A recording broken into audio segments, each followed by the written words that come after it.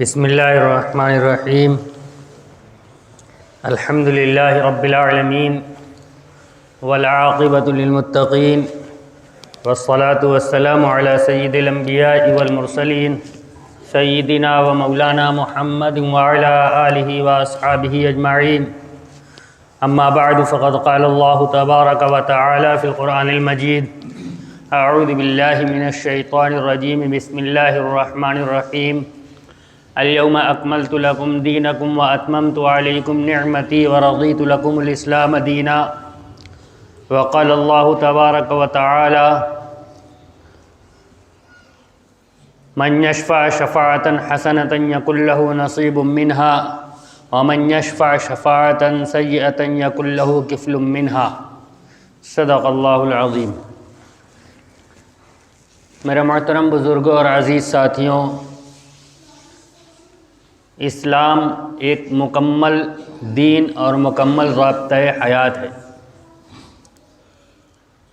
اسلام نے جہاں انفرادی زندگی سے متعلق مکمل ہدایات ہمیں عطا فرمائی ہیں کہ ہماری انفرادی زندگی کیسی ہونی چاہیے، انفرادی زندگی کے اندر حقوق اللہ اور حقوق العباد کا کس طرح سے لحاظ رکھنا ہے، کس طرح سے اس کی ادائیگی کرنی ہے، اسی طرح اللہ تبارک و تعالیٰ نے ہمیں معاشرتی زندگی بھی سکھلائی ہے کہ ہمیں اپنے رشتہ داروں کے ساتھ، اپنے پڑوسیوں کے ساتھ، اپنے محلے والوں کے ساتھ، حتیٰ کہ اپنے شہر والوں کے ساتھ اور اپنے ملک والوں کے ساتھ، پوری دنیا کی انسانیت کے ساتھ کس طرح برتاؤ کرنا ہے۔ انسانی زندگی کا ایک اہم پہلو یہ ہے کہ پوری دنیا کا نظام ہر ملک کے اعتبار سے، ہر علاقے کے اعتبار سے ذمہ دار متعین کر کے چلتا ہے، جس کو ہم اپنی زبان میں سیاست کہتے ہیں۔ سیاست نبی اکرم صلی اللہ علیہ وسلم کی بعثت سے پہلے سیاست اور حکومت یہ اہل اقتدار کا حصہ تھا۔ کوئی قانون کیا ہو اور کیسا ہو، حاکم وقت اور بادشاہ وقت کی زبان سے جو نکل گیا وہی قانون ہے۔ جس کے بارے میں جو فیصلہ کر دیا اس پر کوئی سوال کرنے والا نہیں ہے۔ لیکن مکی زندگی کے بعد جب نبی اکرم صلی اللہ علیہ وسلم مدینہ طیبہ تشریف لے گئے تو آپ صلی اللہ علیہ وسلم نے ایک نظام حکومت قائم فرمایا، اور اللہ تبارک و تعالیٰ نے شریعت محمدیہ کے علی صاحبہ الصلاۃ والسلام کے ذریعے سے سیاست کا ایک مکمل نظام نبی اکرم صلی اللہ علیہ وسلم کے توسط سے ہمیں عطا فرمایا۔ قانون بنا، اور وہ پہلا قانون تھا دنیا کے اندر جو قانون ہر ایک کے لیے برابر تھا۔ ایک واقعہ سنا دیتا ہوں۔ ایک عورت جس کا نام فاطمہ تھا، انہوں نے چوری کی۔ نبی اکرم صلی اللہ علیہ وسلم کے سامنے معاملہ پیش کیا گیا۔ نبی اکرم صلی اللہ علیہ وسلم نے ضابطے کے مطابق فیصلہ فرما دیا کہ چور کی سزا ہے ہاتھ کاٹنا، لہذا ان کا ہاتھ کاٹا جائے گا۔ بعض لوگ سفارش لے کے آئے کہ اونچے خاندان کی لڑکی ہے اور ایک شریف گھرانہ ہے، لہذا اس کے ساتھ کچھ تخفیف کر دی جائے۔ نبی اکرم صلی اللہ علیہ وسلم نے ارشاد فرمایا کہ اگر فاطمہ بنت محمد صلی اللہ علیہ وسلم بھی اگر چوری کرتی تو اللہ کا حکم ان کے اوپر بھی نافذ ہوتا۔ یعنی یہ قانون سب کے لیے برابر ہے، اور سیاست کے نشیب و فراز کو اس قانون کے ذریعے شریعت محمدیہ کے اندر بیان کیا گیا۔ چنانچہ بعد کے علماء نے سیاست کے اوپر مکمل کتابیں لکھی ہیں۔ فقہ کی کتابوں کے اندر سیاست مدن کے مکمل ابواب موجود ہیں کہ کس طریقے پر ملکوں اور شہروں کی سیاست کو چلایا جائے گا۔ الاحکام السلطانیہ کے نام سے ایک مکمل کتاب موجود ہے جس کے اندر اس کے سارے ضوابط بیان کیے گئے۔ لہذا سیاست یہ دین کا حصہ ہے۔ صحیح طریقے پر سیاست کی جائے۔ سیاست کے معنی سرداری کے ہوتے ہیں، سیاست کے معنی 3-5 کے اور جوڑ توڑ کے نہیں ہوتے۔ آج زمانے کے بگاڑ نے سیاست کا نام بدنام کر دیا، اور سیاست کا مطلب ہو گیا جوڑ توڑ، دوسروں کو دھوکہ دینا، اس کا نام سیاست ہو گیا۔ حالانکہ سیاست نام ہے سرداری کا۔ کون سردار ہوگا، اس کے اندر کیا صفات ہونی چاہیے، کس کو کس جگہ حاکم بنایا جا سکتا ہے، یہ ساری چیزیں ان قوانین کے اندر لکھی ہوئی ہیں۔ چنانچہ نبی اکرم صلی اللہ علیہ وسلم کا عام معمول یہ تھا کہ آپ ایسے شخص کو حاکم بناتے تھے، ایسے شخص کو گورنر بناتے تھے، کسی قافلے کا امیر بناتے تھے جو قرآن کا زیادہ جانکار ہو، مسائل کا زیادہ جاننے والا ہو۔ میں اس تفصیل میں نہیں جانا چاہتا۔ سیاست دین کا حصہ ہے۔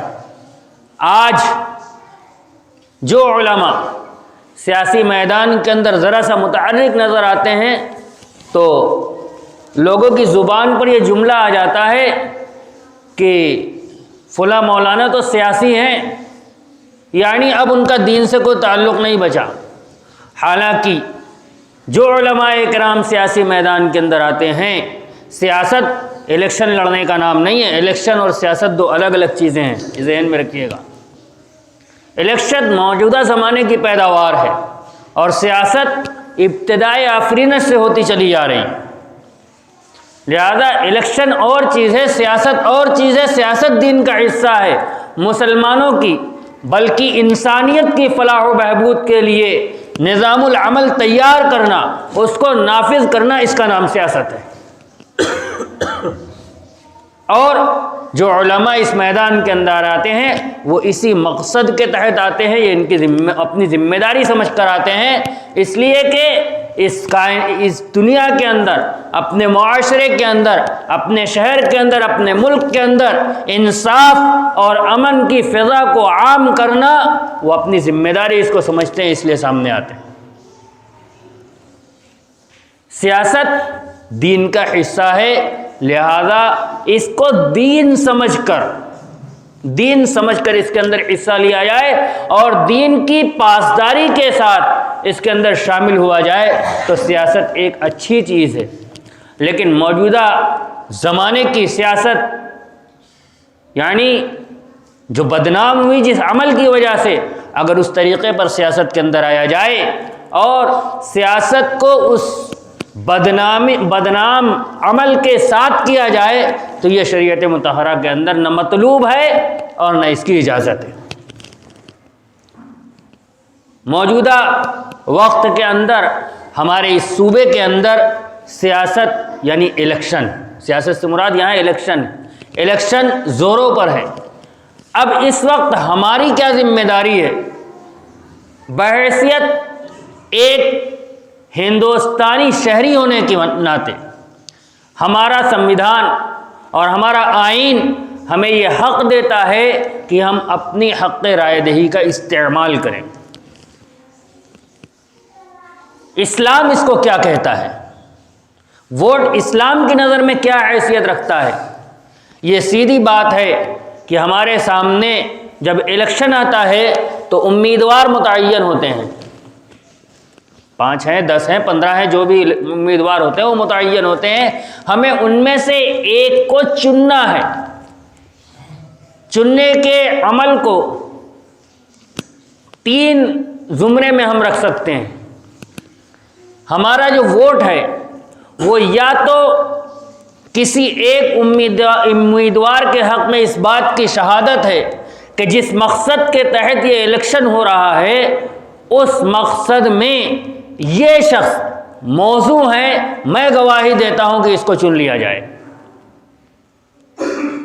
دوسرا، اس کو سفارش کے زمرے میں رکھا جا سکتا ہے کہ اتنے امیدوار ہیں، ان امیدواروں میں سے کون ایسا ہے جس کو چن لیا جائے، ہم ووٹ کے ذریعے اس کی سفارش کرتے ہیں کہ اس کو چن لیا جائے۔ اور تیسری چیز یہ ہے کہ یہ آدمی جو امیدوار کے طور پر کھڑا ہے، یہ امیدوار ہمارے علاقے کی نمائندگی کرے گا،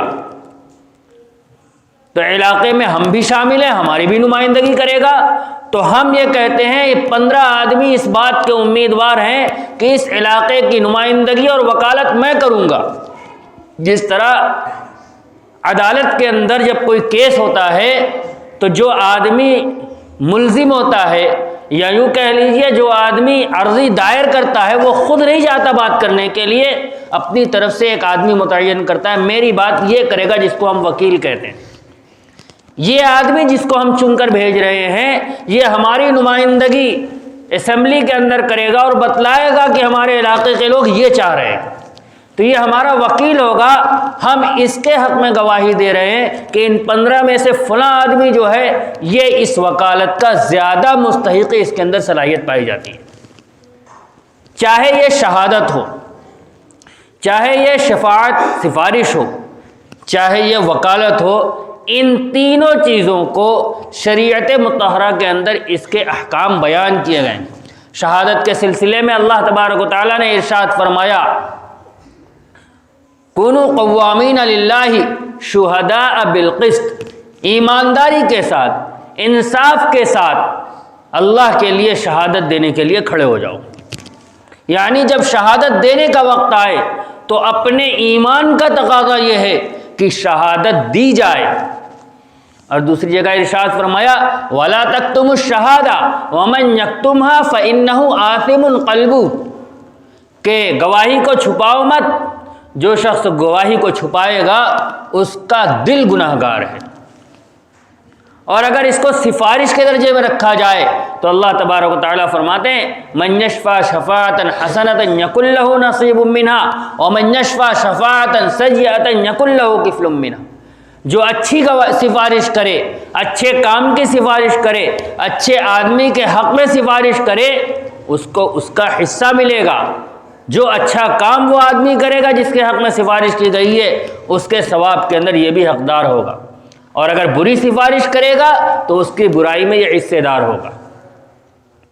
اور وکالت ہم ہمیشہ اپنے لیے اچھا وکیل چنتے ہیں جو ہماری بات کو صحیح طریقے پر آگے پہنچا سکے، تو وکالت کے لیے بھی ایسے آدمی کو چنا جائے جو ہمارے دین کے اعتبار سے بھی، اور ہمارے معاشرے اور ہمارے علاقے کے اعتبار سے بھی، اور پوری انسانیت کے اعتبار سے خیر خواہ ہو، لوگوں کی بھلائی چاہنے والا ہو۔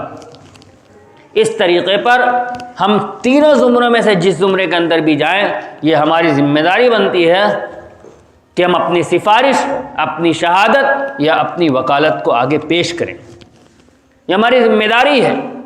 اگر ہم نے اس سے روگردانی کی اور اپنے آپ کو اس سے بچایا، اس کو ضروری نہ سمجھا، تو پھر اس کے نتیجے میں ہوگا یہ کہ جو آدمی آگے آئے گا، جو چن کر آگے جائے گا، اگر ہماری تساہلی اور ہماری غفلت، ہمارا ووٹ نہ کرنا اس کی وجہ بنے گا، تو آگے جو خرابیاں وجود میں آئیں گی اس کے اندر ہم بھی ذمہ دار ہوں گے۔ ہم یہ کہہ کر اپنا چھٹکارا نہیں کہہ سکتے کہ ہم نے اس کو ووٹ نہیں دیا تھا، بلکہ ہم نے ووٹ نہیں دیا تھا، ہم اپنی ذمہ داری ادا کریں، اس کے بعد اللہ نے مقدر میں جو رکھا ہوگا وہ ہو کر رہے گا۔ ہمارا کام ہے اپنی ذمہ داری ادا کرنا۔ لہذا آنے والے اس انتخاب کے اندر ہم سب اس بات کا عہد کریں، اس بات اپنی ذمہ داری کو سمجھیں کہ ہم اپنے حق رائے دہی کا استعمال کریں گے، اپنا دینی فریضہ سمجھتے ہوئے، الیکشن کا حصہ سمجھتے ہوئے نہیں، تو اس فریضے کی ادائیگی کا ہمیں ثواب بھی ملے گا۔ اور پھر میں نے شروع کے اندر یہ تینوں جو زمرے بیان کیے اس کے اندر ایک بات کہی کہ یہ ہماری گواہی درست ہونی چاہیے، ایسے آدمی کے حق میں گواہی دی جائے جو ایماندار ہو، جو انسانیت کا خیر خواہ ہو، جس کے اندر نیکی کی ساری صفات پائی جاتی ہوں۔ لیکن ہوتا یہ ہے کہ موجودہ زمانے کے اندر الیکشن اور انتخاب کے اندر جو امیدوار کھڑے ہوتے ہیں وہ سب ہم اپنے نظریے سے دیکھیں تو ہم ان میں سے کسی کو پسند نہیں کرتے۔ پھر کیا کرنا چاہیے؟ اس سلسلے میں نبی اکرم صلی اللہ علیہ وسلم کی ہدایت ہے کہ جب آدمی دو مصیبتوں کے اندر مبتلا ہو جائے تو ان میں سے ہلکی مصیبت کو اختیار کرے۔ تو جو سامنے موجود ہیں وہ سب ایسے ہیں کہ ہم نہیں چاہتے کہ ان میں سے کسی کو ہم آگے بڑھائیں، بلکہ ہماری خواہش تھی کوئی ایسا ایماندار آدمی ہوتا جس کے اوپر ہم آنکھ بند کر کے یقین کر لیتے۔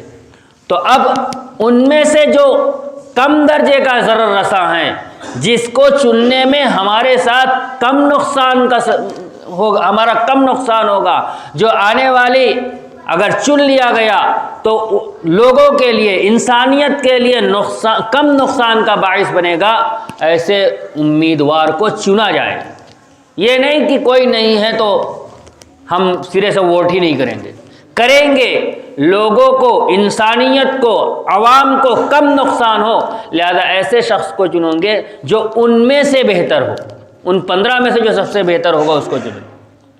اور ان سب اعمال کے اندر ایک بات کا دھیان رہنا چاہیے، یہ ذمہ داری ہمارے علاقے کے سربراہ لوگوں کی ہے کہ چونکہ الیکشن کا مقصد اپنا وکیل اور اپنا ترجمان اسمبلی کے اندر بھیجنا ہے، اگر گھر کے 10 افراد 10 آدمی کو دے کر چلے آئے تو ان میں سے کوئی بھی آگے نہیں بڑھے گا۔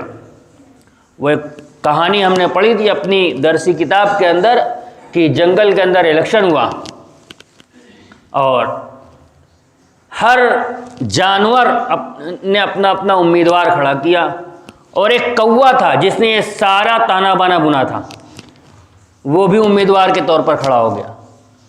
تو ہر جانور نے اپنے زمرے کو ووٹ دیا، ہرن نے ہرن کو، شیر نے شیر کو، مور نے مور کو، اور ہر زمرے میں سے کچھ لوگوں نے، چونکہ یہ ساری تگودو کوے نے کی تھی، لہذا کوے کو بھی ووٹ دے دیا۔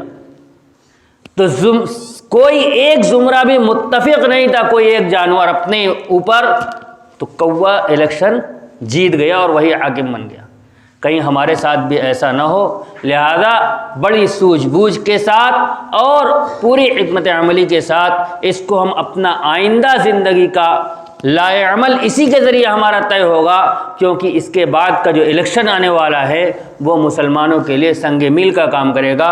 اس سے پہلے اس کے اندر ہماری تیاری مکمل رہے۔ اللہ تبارک و تعالی ہمیں توفیق عطا فرمائے۔ وآخر دعوانا الحمد للہ رب العالمین۔